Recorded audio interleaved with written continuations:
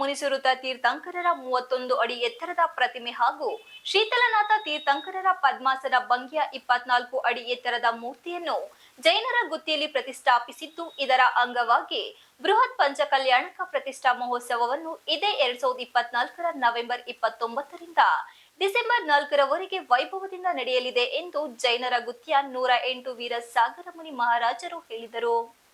ತಾಲೂಕಿನ ಮಾದಿಹಳ್ಳಿ ಹೋಬಳಿಯ ಅಡಗೂರು ಶಿವಪುರ ಕಾವಲು ಸಮೀಪದ ಜೈನರ ಗುತ್ತಿಯಲ್ಲಿ ಸುದ್ದಿಗಾರರೊಂದಿಗೆ ಮಾತನಾಡಿದ ಅವರು, ನವೆಂಬರ್ 29ರಿಂದ 4 ದಿನ ಜೈನರ ಗುತ್ತಿಯಲ್ಲಿ ನಡೆಯಲಿರುವ ಪಂಚಕಲ್ಯಾಣ ಮಹೋತ್ಸವದ ದಿವ್ಯ ಸಾನ್ನಿಧ್ಯವನ್ನು ಜೈನ ಧರ್ಮದ ತ್ರಯಾಚಾರ್ಯರಾದ ಚಾರ್ಯ ಶಿರೋಮಣಿ 108 ಆಚಾರ್ಯ ವೀರಸಾಗರ ಮುನಿ ಮಹಾರಾಜರು, ಸಂಸ್ಕಾರ ಶಿರೋಮಣಿ ಆಚಾರ್ಯ ರತ್ನ 108 ಕುಲರತ್ನ ಭೂಷಣ ಮುನಿ ಮಹಾರಾಜರು, ಯುವ ಸಾಮ್ರಾಟ್ ಆಚಾರ್ಯ 108 ಚಂದ್ರಪ್ರಭು ಮುನಿ ಮಹಾರಾಜರು ವಹಿಸಲಿದ್ದು, 40ಕ್ಕೂ ಹೆಚ್ಚು ದಿಗಂಬರ ಜೈನ ಮುನಿಗಳು ಭಾಗವಹಿಸಲಿದ್ದಾರೆ ಎಂದರು.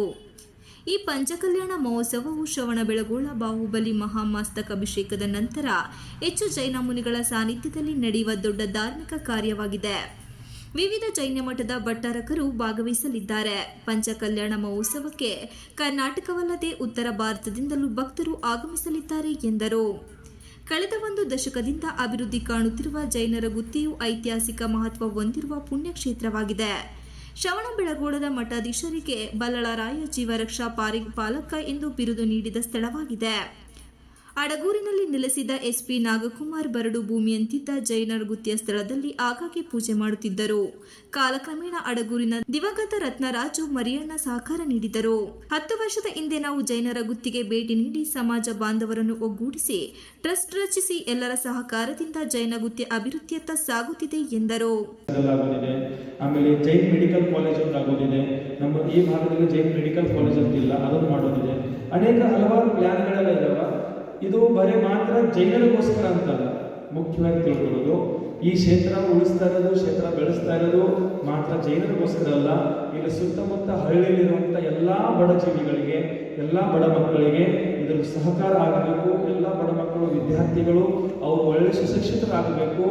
ಭಾರತದಲ್ಲಿ ಬರುವಂಥ ಎಲ್ಲ ಮಕ್ಕಳು, ಭಾರತದಲ್ಲಿರುವಂಥ ಎಲ್ಲ ಮಕ್ಕಳು ಕಲಿಬೇಕು, ಅವರು ಕಲಿತು ಬೆಳಿಬೇಕು ಅನ್ನೋಂಥ ಒಂದು ಉದ್ದೇಶ, ಒಂದು ಭಾವನೆ.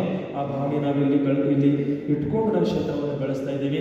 ಎಲ್ಲ ಸಹಕಾರ ನಮ್ಮ ಧರ್ಮ ಬಂಧುಗಳು ಮಾಡಿ ಈ ಕಾರ್ಯವನ್ನು ನಾವು ಸಫಲ ಮಾಡ್ತೀವಿ ಅಂತ ನಾವಿಲ್ಲಿ ಒಂದು ಮಾತನ್ನು ಹೇಳ್ತೀವಿ. ಪಂಚಕಲ್ಯಾಣ ಮುಗಿತು, ಇದನ್ನೊಂದು ವಿಧಿವಿಧಾನ.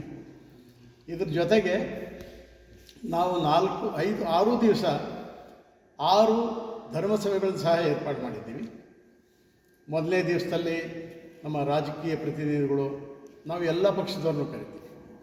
ನಾವು ಇಂಥ ಇದಿಲ್ಲ, BJPಯವರು ಇರ್ತಾರೆ, ಕಾಂಗ್ರೆಸ್ನವರು ಇರ್ತಾರೆ, ಲೋಕಲ್ ಲೀಡರ್ಸು ಇರ್ತಾರೆ, JDSನವರು ಇರ್ತಾರೆ. ಎಲ್ಲರೂ ನಾವು ಸಮಾನಾಂತರವಾಗಿ ಅವ್ರನ್ನ ನಾವು ಕರೆದು ಇಲ್ಲಿ ಒಂದು ಮೊದಲನೇ ಒಂದು ರಾಜಕೀಯ ವ್ಯಕ್ತಿಗಳ ಒಂದು ಸಭೆ, ಧರ್ಮಸಭೆ ಇರುತ್ತೆ. ಅದ ನಂತರ ನಮ್ಮ ಸಮಾಜದಲ್ಲಿ ಇಲ್ಲ ಅನ್ಯ ಸಮಾಜದಲ್ಲಿ ಯಾರು ಸಾಹಿತ್ಯ ಕ್ಷೇತ್ರದಲ್ಲಿ, ಧಾರ್ಮಿಕ ಕ್ಷೇತ್ರದಲ್ಲಿದ್ದಾರೋ ಅವ್ರನ್ನೆಲ್ಲ ಕರೆದು ಅವರು ಒಂದು ಸಮಾನ ಇದೆ. ಅದ್ರ ಜೊತೆಗೆ ಸಾಮಾಜಿಕ ಕಾರ್ಯಕರ್ತರು ಅನೇಕ ಇದರಲ್ಲಿ ಹೆಸರು ಪಡೆದಿರೋಂಥ ಅವ್ರಿಗೂ ಸಹ ನಾವೊಂದು ಗೌರವ ಕೊಡೋದಕ್ಕೆ ಎಲ್ಲ ಥರ ಇದು ಮಾಡ್ತಾಯಿದ್ವಿ.